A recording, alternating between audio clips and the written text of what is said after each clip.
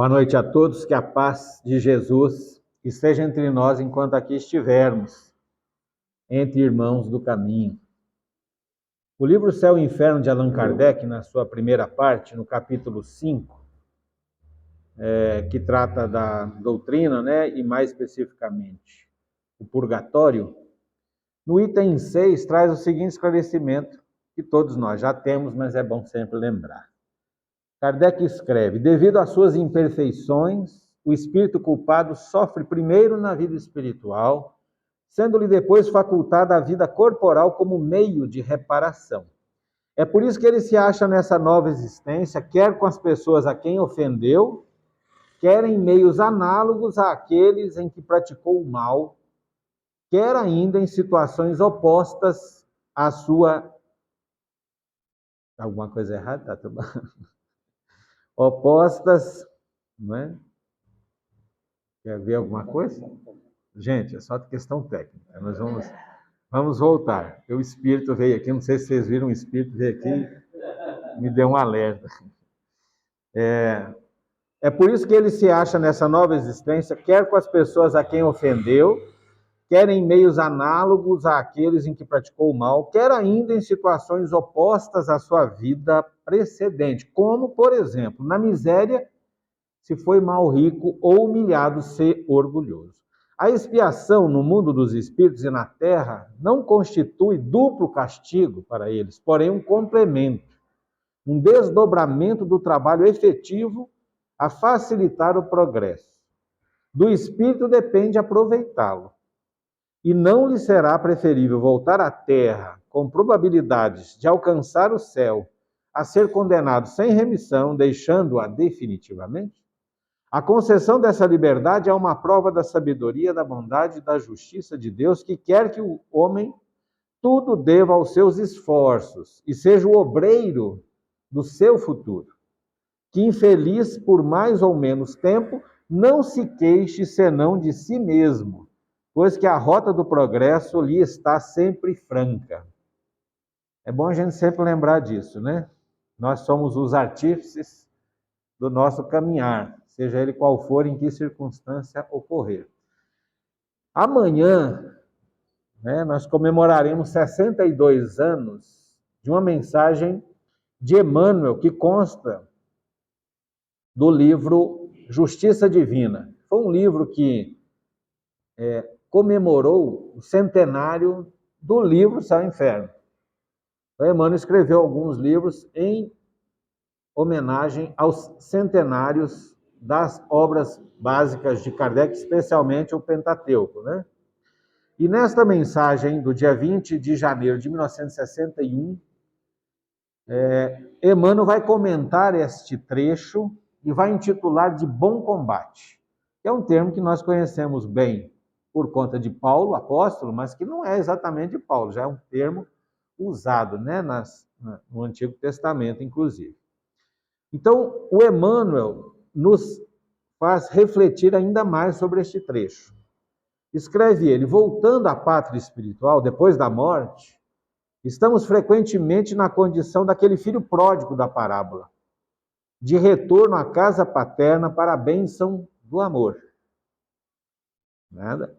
Emoção, seja bem-vinda. Emoção do reencontro, alegria redescoberta. Entretanto, em plena festa de luz, quase sempre desempenhamos o papel do conviva de cérebro deslumbrado, trazendo espinhos no coração. Essa é a questão, né, que a gente, quando conhece a doutrina, as pessoas às vezes falam assim: não, mas então agora que você sabe que a morte não existe, você perdeu o medo da morte? Não. O seu medo se consolidou, né? Não porque você vai morrer, mas exatamente pelo contrário. Porque se você não vai morrer, você vai se deparar com quem? Consigo mesmo, né? Então, nós vamos nos deparar com a nossa consciência, com os nossos erros. Aí surge o remorso, né?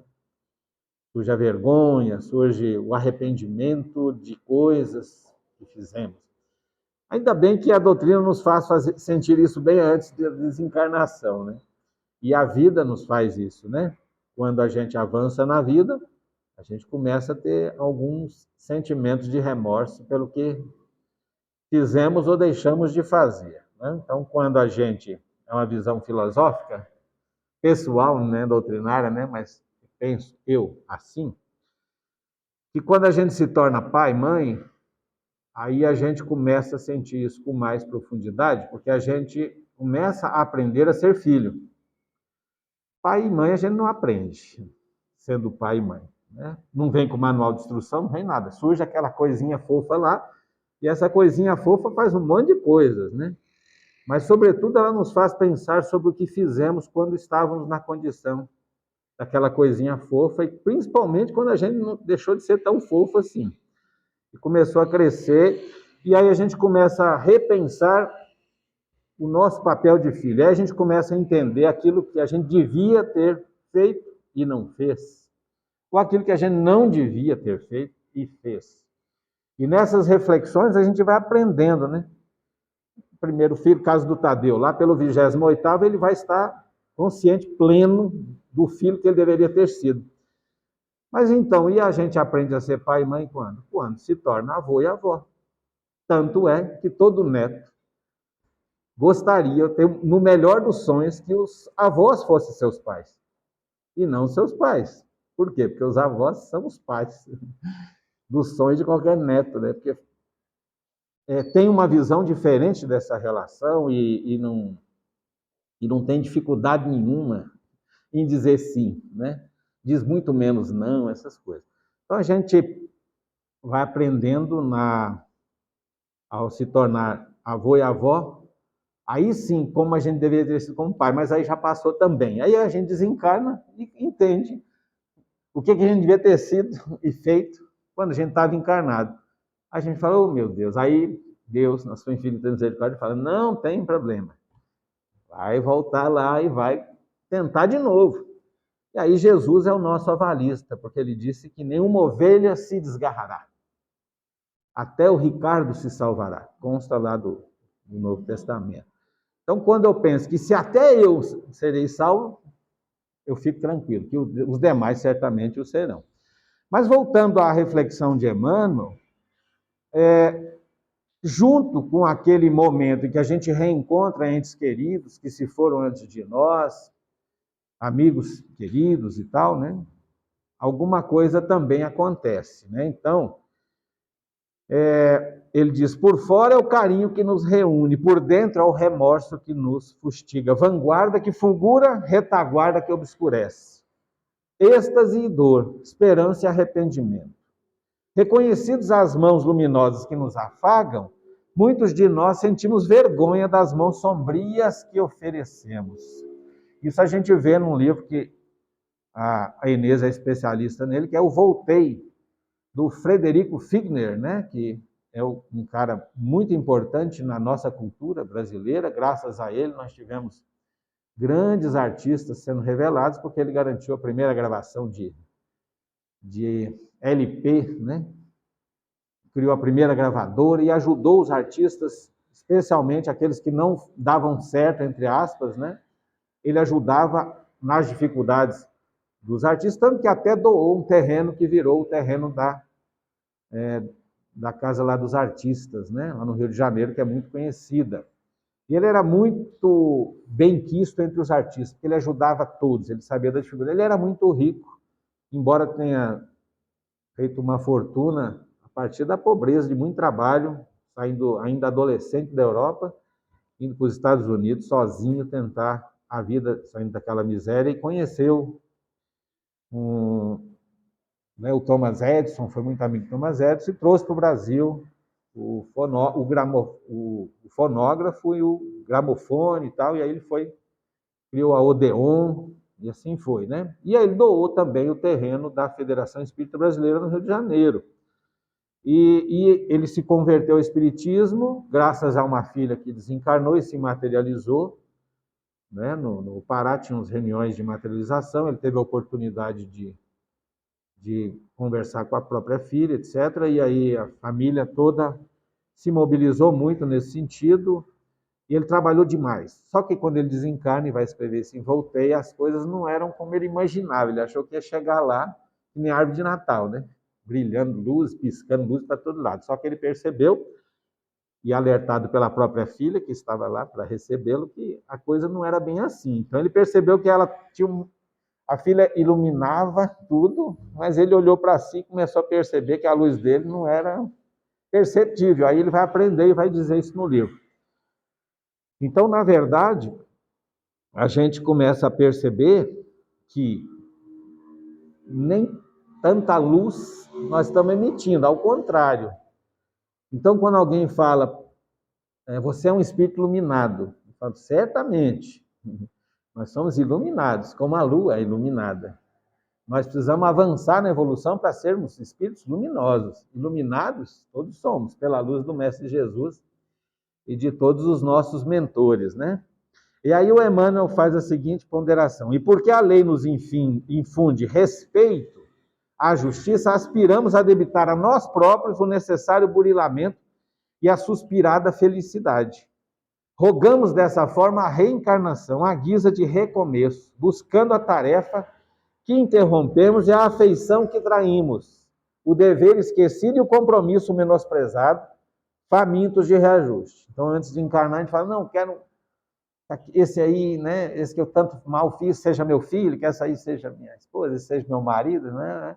Eu quero acertar minhas contas. Aí quando chega a gente esquece, né? Esquecimento do passado é uma bênção. Aí a gente começa, poxa, mas esse filho só dá dor de cabeça, mas esse marido, essa esposa. Aí a gente esquece um pouquinho de tudo que prometeu antes para vir. Mas aí a gente começa a entender quando avança na compreensão espiritual, né, do bom combate, que todos que estão conosco e que nos causam dificuldades não são problemas, são soluções, segundo Emmanuel, né?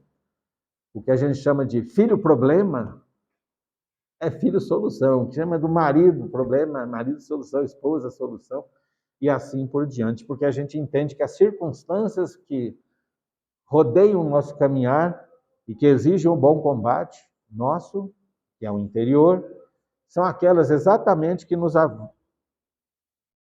fazem avançar no rumo da reconciliação e da expiação de nossos erros, né? E aí, o Emmanuel encerra nos chamando a isso. Agradece, assim, o lugar de prova em que te situas, né? Um bom espírita nunca pergunta para Deus, Deus, que foi que eu fiz para merecer esse sujeito na minha vida, né? Não pergunta nada. O que foi que eu fiz para merecer o que eu estou passando? Porque a gente sabe que é melhor não perguntar, porque às vezes a resposta vem. Se ela vier, a gente vai sentir vergonha de ter perguntado, porque a gente sabe. Se nós estamos tendo alguém que nos desafia a vivência dos princípios do Evangelho, especialmente os mais básicos, certamente somos devedores. E esses são credores, cobrando. Nós não falamos lá que íamos reparar os nossos erros, que íamos recompor as coisas que destruímos? É isso que é o desafio do dia a dia. Por isso que é difícil e a gente, às vezes, reclama. Mas a gente, em vez de reclamar, tem que agradecer. Ou seja, o sofrimento é uma bem-aventurança, segundo Jesus no grande Sermão do Monte, ou da montanha. Porém, no capítulo 5 de O Evangelho segundo o Espiritismo, está lá um alerta bem interessante, que é o bem sofrer e o mal sofrer. Provavelmente a gente mal sofre, mais do que bem sofre, as coisas do caminho. A gente reclama, sem poder, inclusive, reclamar. Na verdade, se a gente fosse justo, a gente não reclamaria, a gente agradeceria. Então, como que a gente faz para reclamar menos? Agradecendo mais. Só a gente lembrar de tudo que nós temos, nós não teremos nem tempo para reclamar. Porque se a gente for listar tudo que nós temos e fomos abençoados a terem, começando pelo próprio corpo físico que nos dá autonomia, de ir e vir, de ver, de ouvir, de sentir, a possibilidade, né, de termos acesso à alimentação, ao estudo, à família, quando tantos estão nas ruas, né, e nunca tiveram nenhum momento que nós tivemos de algum prazer afetivo, né, coisas assim. Quem trabalha com crianças em meios bem adversos sabe disso, né? E aí ele continua, né? Corpo doente, se a gente tem uma enfermidade, companheiro difícil, parente complexo, chefe amargo e dificuldade constante são oportunidades que se renovam. Todo título exterior é instrumentação de serviço. Tudo é responsabilidade. Então, na casa espírita, a gente nunca está querendo cargos, né? Nós estamos nos comprometendo com os encargos. Quem procura cargo não aguenta os encargos. Rapidinho renuncia ou transfere o problema para os outros. Mas a gente, na casa espírita, a gente tem os cargos, não os cargos em si, mas os encargos que vêm a nós pelas necessidades pessoais que temos, mas, sobretudo, como uma forma de retribuirmos em gratidão a tudo que recebemos da misericórdia divina no trabalho da seara do nosso Mestre Jesus. A existência terrestre é o bom combate. Defeito e imperfeição, débito e culpa são inimigos que nos defrontam. Aperfeiçoamento individual é a única vitória que não se altera. E em toda parte, o verdadeiro campo de luta somos nós mesmos. Ou seja, que os Espíritos falam, Santo Agostinho nos ensina isso, né? Que o objetivo de toda a codificação, de toda a revelação espírita é um só, a reforma interior. E a reforma interior só uma pessoa é capaz de fazer, a gente mesmo. Ninguém vai fazer por nós. Essa é a diferença de uma casa espírita em relação a outras visões, né? Nós não podemos nos contentar em vir receber. Nós temos que vir doar, né? E é isso que Jesus sempre espera de nós, que nós nos doemos. E aí ele foi bem claro, né? Nisto conhecereis que sois meus discípulos, se vos amardes uns aos outros como eu vos amei. Então, na verdade, eu vou a um templo religioso, seja ele qual for, na verdade, seria para doar o que de bom eu tenho, as bênçãos que eu recebi, compartilhar as coisas que eu consegui com aqueles que não tiveram oportunidade de conseguir e ainda aguardam o momento certo de ter.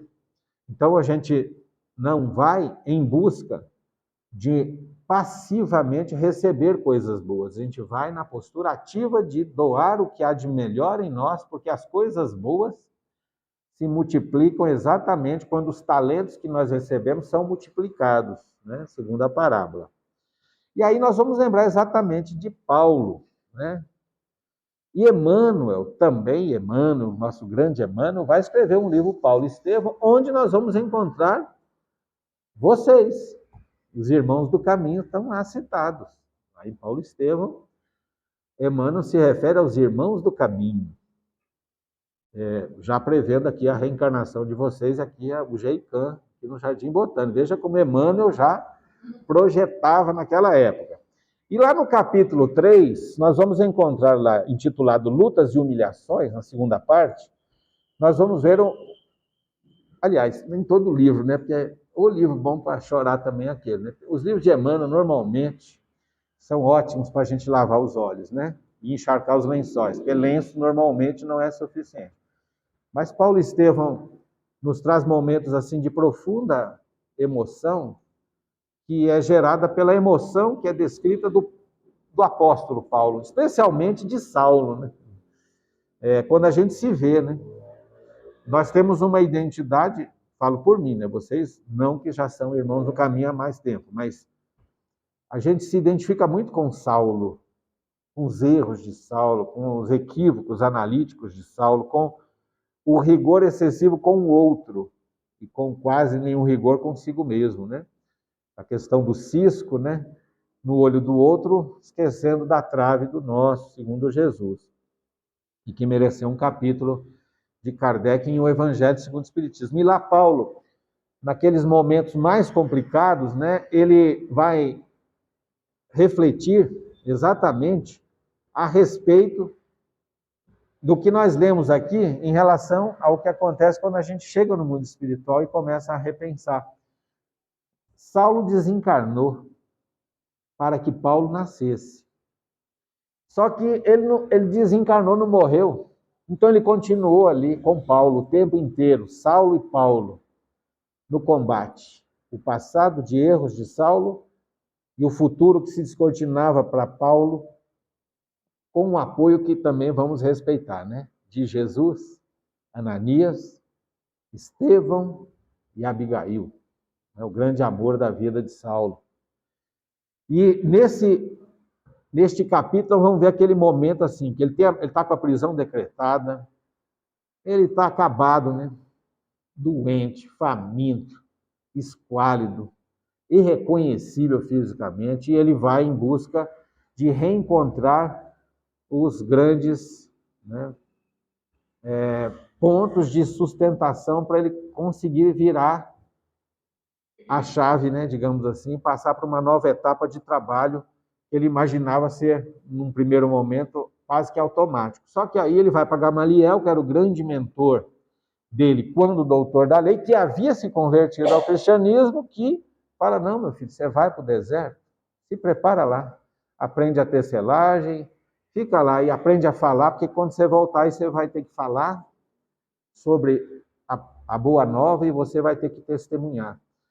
Ele já sentiu que a coisa não era tão simples quanto ele imaginava, e nessa preparação ele sofre muito para aprender o ofício, etc. e tal, e o trabalho, né, na tecelagem, etc. E quando volta, acha que as coisas vão estar bem, mas não vão estar bem, né? E aí ele procura o Alexandre, o grande amigo, que simplesmente vira as costas, porque acha que ele está louco, né? Como vai aceitar as ideias de Jesus? Não tem sentido isso. Então ele pensa que o amigo vai ser o amigo e acaba percebendo que não tem jeito. Ele corre lá atrás dos irmãos do caminho, aí vão atrás de vocês. E chegando lá, as coisas também não são simples, porque eles ficam com um pé atrás, os dois pés atrás, né?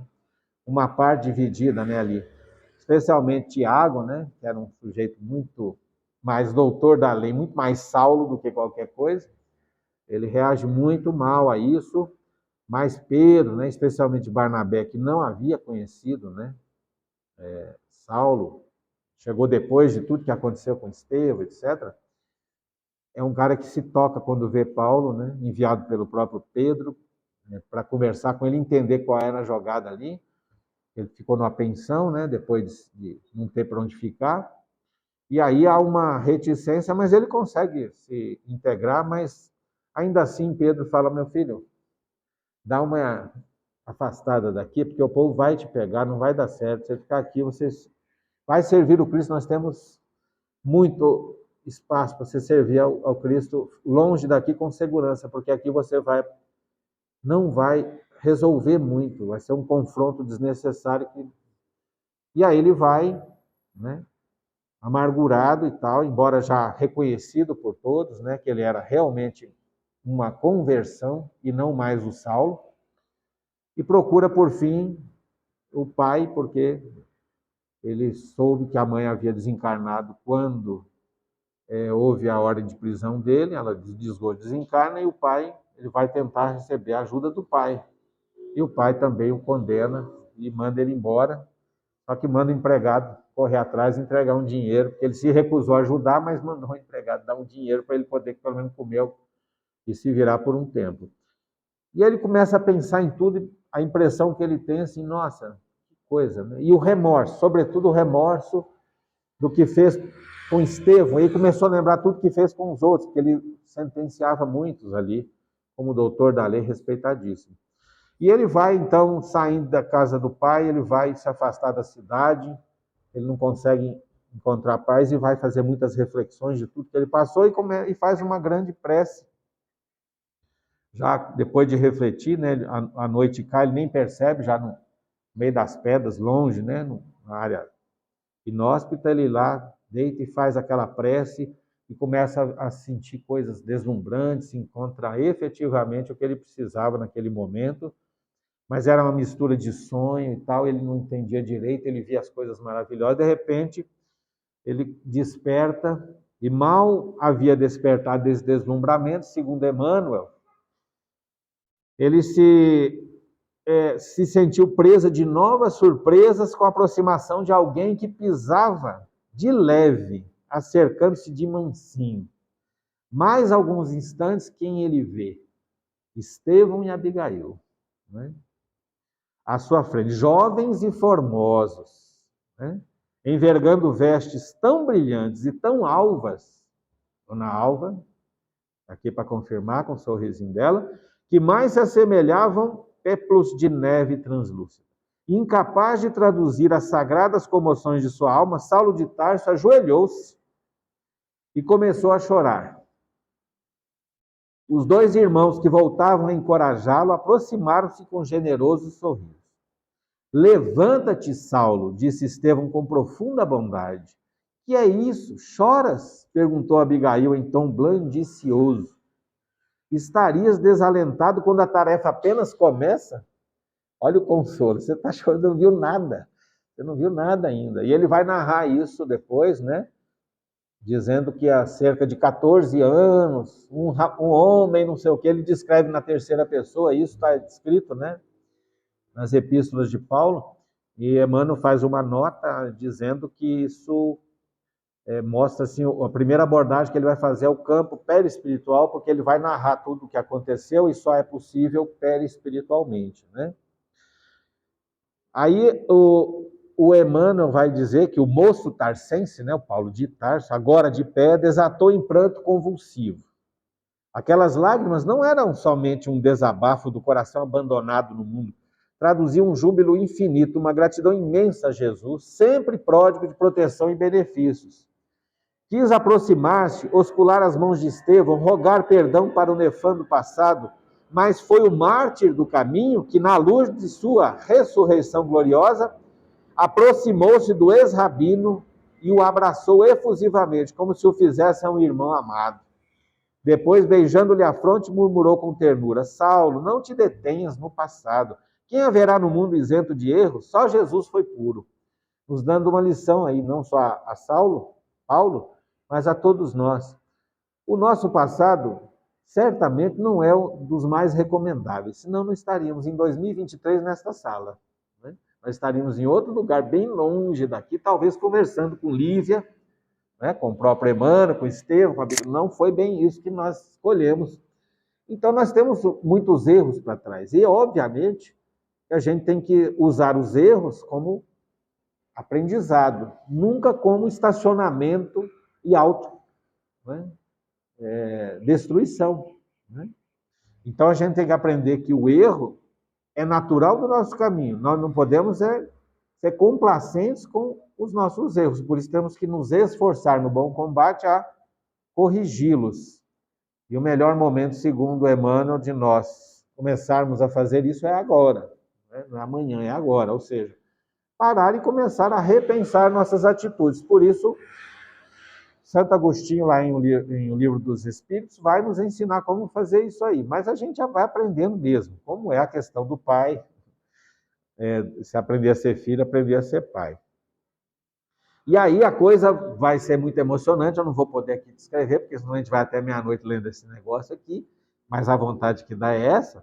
E a gente vai ver, assim, um quadro de belíssima descrição de Emmanuel, que é perfeito nos seus romances, mas, sobretudo, das emoções envolvidas ali, né? Você tem um ser que era um perseguidor, um doutor da lei, que se converte, né, à entrada de Damasco, reunido com aquele que ele transformou no primeiro cristão morto por perseguição religiosa, e a sua irmã, que foi o grande amor da vida, que ele teve que sepultar para manter o desejo de punir Estevão até o fim, não é? Até a morte, para se impor como o doutor da lei. Então, é um momento de contraste, né? De amor, remorso, de perdão e de dedicação plena a Jesus, tudo junto, né? E eles vão consolando, né?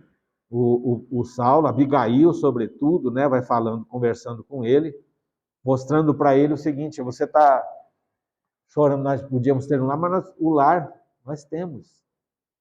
Todos que sofrem são da nossa família, né? Trabalhemos, ajudemos, amemos, né? E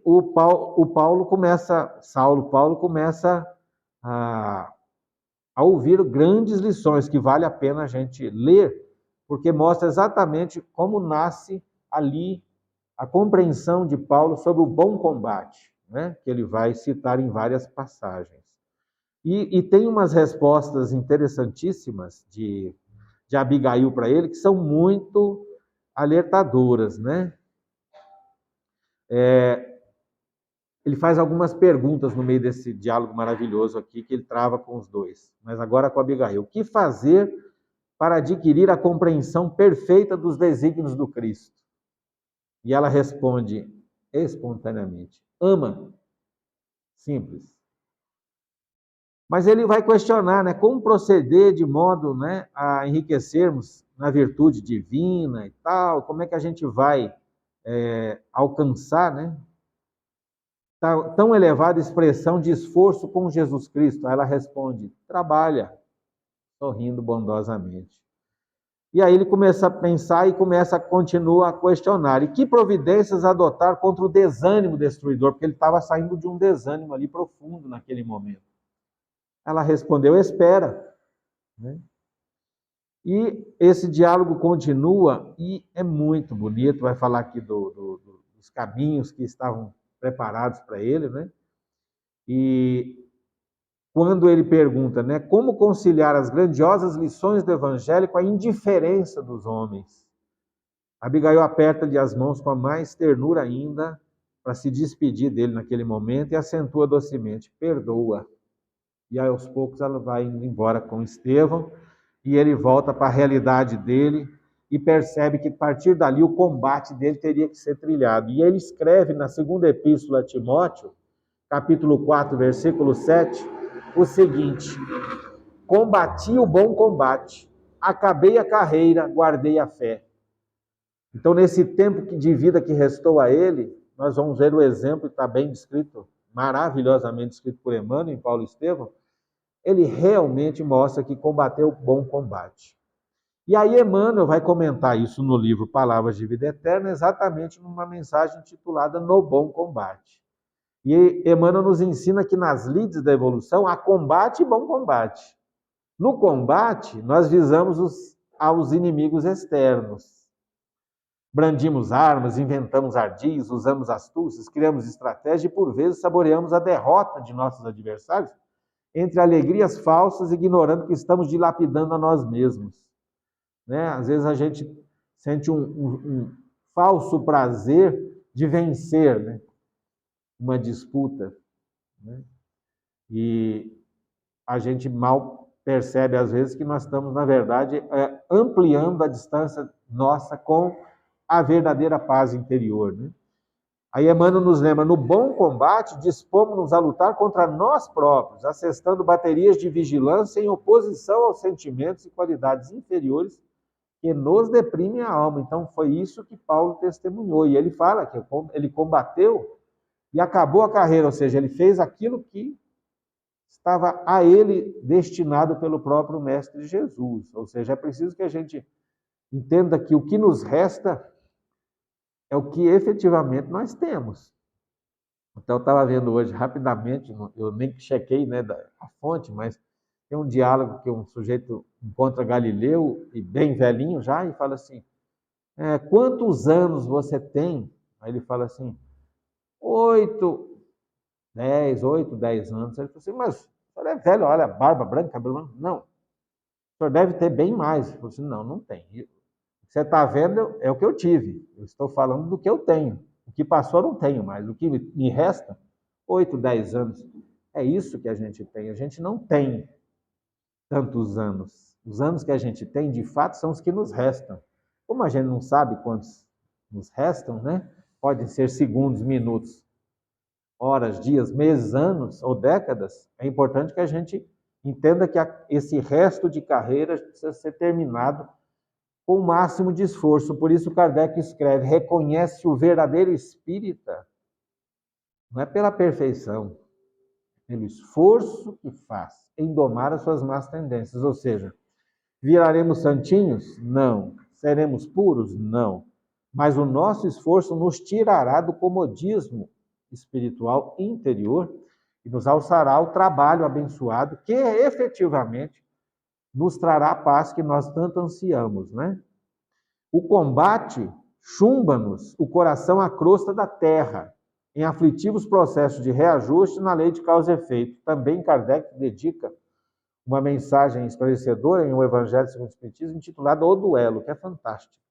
Porque saem do duelo na França, que era legalizado e tal, mas lá ele nos ensina o duelo que a gente trava vibracionalmente com o outro. Quando a gente entra em disputas, né, ressentimentos, mágoas, melindres, a gente entra em duelo vibracional e só nos causa mais sofrimento. É isso que ele fala aqui, né? Que nos chumba a crosta da terra.